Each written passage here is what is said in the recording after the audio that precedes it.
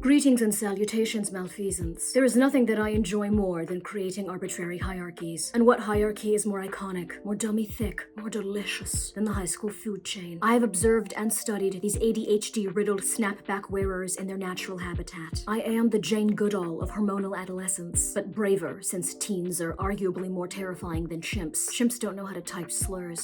Yet. Don't worry, my methods of study were ethical. I didn't harass these students while they were slurping down room temperature Go-Gurts during their lunch break. I watched them from my car through binoculars, like a normal scientist. Call that the R. Kelly method. My rankings will be determined, frankly, by my opinions. Thankfully, my judgments are always correct. I'm practically the Oracle of Delphi, but with a thyroid problem. Full disclosure, in high school, I was a semi-nerd / low-level freak / person who did tech for theater, which is worse than being a theater kid because I enabled them. Now, be honest, what clique, if any, did you fall into? I will know if you're lying by your avatar and grammar, and you will be shamed. Disclaimer, I know that the boundaries of these cliques are somewhat arbitrary and that they're more often very fluid. I know that high school is not this rigidly segregated, okay? This video is just for funsies. It ain't that deep, you weenies. Okay, here's my pyramid. The bottom / 5th level. These individuals need to actively be bullied. 4th level. Potential threats. Keep an eye on them. You know what? Preemptively put them on a watch list. 3rd level. Y'all get more hate than you deserve. Honestly, these people don't even elicit any real reaction in me. They're basically glasses of lukewarm water personified. 2nd level. I genuinely respect you. I'd fist bump you if your knuckles weren't so ashy. And finally, the top of the pyramid. Bow down. These are your new overlords. Let's begin with the bottom tier. First and foremost, clout chasers. This is a fairly new demographic. Older generations were limited in their capacity to fame whore, because outside of being fortunate enough to land on the local news for something exciting yet sympathetic like an attempted kidnapping,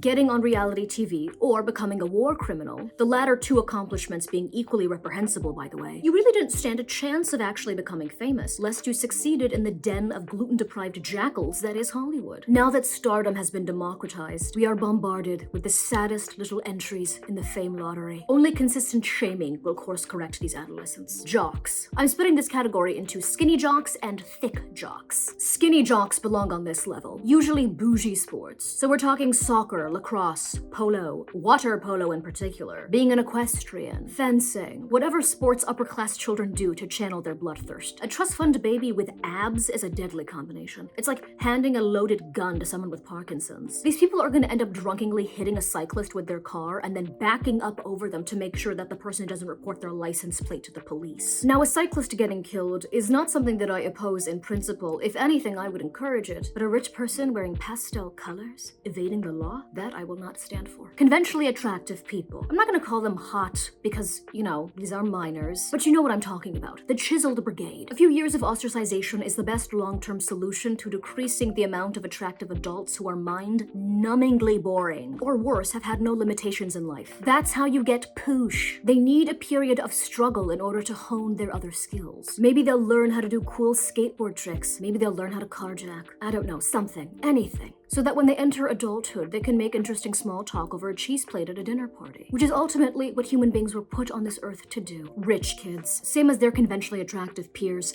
they need to be humbled. Arguably, even more. There are at least cute people that are grounded because of their difficult upbringing. I've spotted a few in refugee camps, but wealthy kids are a different breed. Their wealth compounds any negative characteristics that they innately have. A poor kid that yearns to be a DJ will at best end up wallowing away in middle management. A rich kid with the same desire will buy themselves a career, at which point the only way to end their sonic tyranny is via a sniper's bullet. Edgelords / outcasts. Are y'all not tired? Have you not grown weary? Pretending that everything popular is inherently bad. I get it, you're 15 and sincerity is for weenies. I assume that the modern iteration of this clique has switched from cigarettes to vapes, which means that aesthetically speaking, they're regressing. Just log off of 4chan. Pet a kitten. Hug your mommy. Just admit that Stupid Hoe by Nicki Minaj is a fun song, even though it probably was used as a form of torture by soldiers in Guantanamo. I'm placing them on this bottom level as opposed to the 4th because they're all bark and no bite. Their rebellion is purely surface level. Now, on to the 4th. The gifted kids / nerds. The darker version of the AP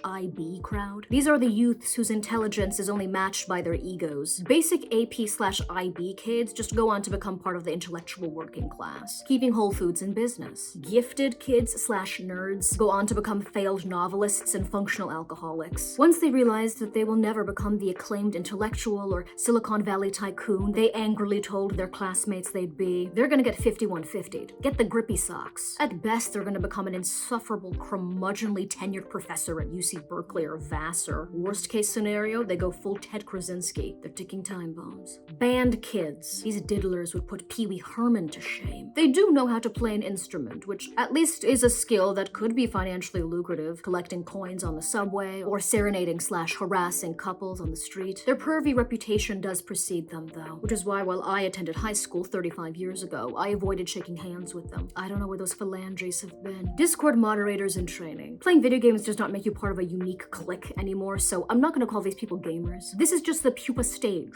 of a Discord moderator. The sedentary, pedantic individuals who love getting drunk off of petty displays of online power. I would have placed them on the bottom level, but that amount of ostracization could potentially lead them down the road of radicalization. I would say that they're a handful of Joker moments away from going all Oklahoma City bomber, but unlike the nerds, many of these individuals are not competent enough in chemistry to build a little tick-tick-boom. The Department of Homeland Security should be grateful for this country's abysmal science scores, but these people can very easily learn how to dox or goose step. On to the third level, theater kids. Now, a lot of you were probably expecting me to place them square at the bottom, but no. At this point, theater kids have grown accustomed to the toxicity and hatred leveled at them. It's making them more resilient, like a vaccine-resistant virus. However, placing them at the top would cause them to act tyrannical, drunk with glittery power. Their ultimate kryptonite is actually indifference. Place them smack dab in the middle of the hierarchy. No attention, positive or negative. They will crumble. Thick jocks. The sturdy boys. Compact units built like a bag of dry beans. Mostly football players. But for our international viewers, maybe those who play rugby or jousting. I don't know what y'all do. My experience with these thicker jocks was mostly cordial. That was probably just because my private school literally busted these kids in from the inner city to play with us. So, unfortunately, I think they had a good dose of trauma and grit to ground them. Maybe if you went to a small school in the middle of butt-frick nowhere, Iowa, where the quarterback was worshipped like a local deity, you might have more antagonistic feelings towards them. But as I get older, I just sympathize with these kids more. A lot of them are just poor and have no choice but to turn their brains into neurochemical soup in order to get a scholarship to Jim Crow University. Tragic. It's actually kind of sad. AP/IB kids. These individuals are just standard vanilla smart people. Most nerds are AP/IB kids, but not all AP/IB kids are nerds. They're the future cardigan wearers of America, the Kashi Go Lean of people. Moving on up to the second level, we have weebs. As both a connoisseur and creator of cringe, I enjoy the weebs in all their sticky glory. Whenever I see a child Naruto running down the street, I think, now that's a person who's responsible for their parents' divorce. As someone who has engaged in imaginary sword fights in the privacy of my own room, like any baddie, admittedly, I am biased. Weebs function similarly to reality TV stars, in that without them, the average basic person would have no one to feel superior to. Though morally speaking, weebs are infinitely better compared to reality TV stars. Their biggest crimes are just against hygiene. However, having been to an anime convention and seeing weebs in their natural habitat, I understand the valid criticisms against them. Weebdom used to be contracted via direct and consistent contact with anime or anime-adjacent content, but it is airborne now, so beware. In good consciousness, I can't place them above second level. Cheerleaders. Maybe it was just my high school or changing times, but cheerleaders just do not have the same clout that they used to. Despite being able to kick really high and spell really good, I was never part of a squad. But cheerleaders are iconic, okay? Put some respect on these girls' names. My drone strike homeboy was one. Baddies only. Now, there are valid criticisms of the mean girl culture that can be present amongst cheerleaders, but let's be real. I would say that any group of girls is capable of internalized misogynistic psychological warfare. Heck, the nerdy and alternative girls have caught up. If anything, they're better at it because they're more verbose. Goths/emos/scene kids/any alternative kids that don't fall into other categories. I'm putting you all together, okay? I don't care. My children of the night.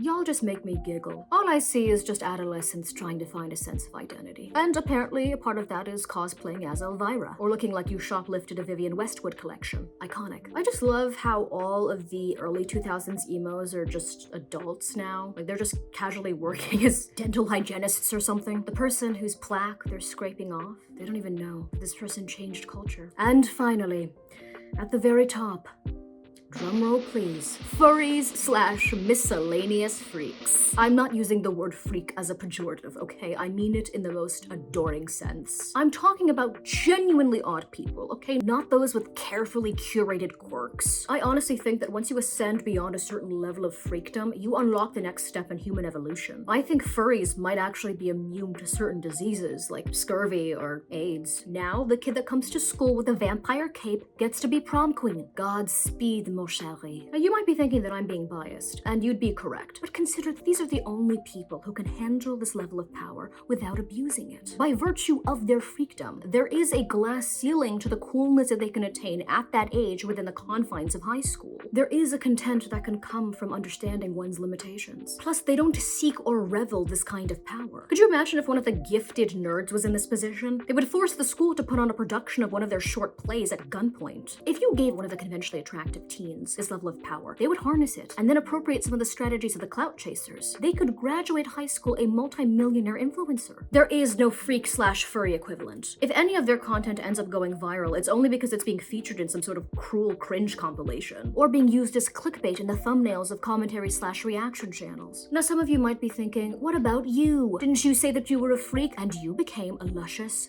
famous, internet intellectual, some might say, which is actually a step below being a garden variety idiot. But you have to remember, I was a low-level freak. My weirdness was tolerable. Truly idiosyncratic individuals are usually not palatable to the general population. Some of them are actually on the spectrum and they're not even afforded that level of relatability. Plus, my metamorphosis occurred years after graduation. I couldn't have reached this power level of recording videos in my room at 17. These individuals might not be the perfect overlords, but they will allow the ecosystem of high school to heal. Who am I kidding? They'll probably just wear diapers over their fursuits to school. Well, that's all I have for today. Do you agree? Disagree with my list? Let me know in the comment section down below. Like, subscribe, hit that notification bell so you can tell every time my little curly bobblehead uploads a video. Tell me you love me, tell me you hate me, tell me you're completely indifferent towards me. Thank you for watching. Shout out to my top patrons. Your support means so much to me. If you would like to, I said that like as a joke, but I actually meant it. If you would like to donate to my Patreon, the link is on screen and in the description down below. Thank you to all my other lovely patrons. Your names should be scrolling on screen as I speak. Bye.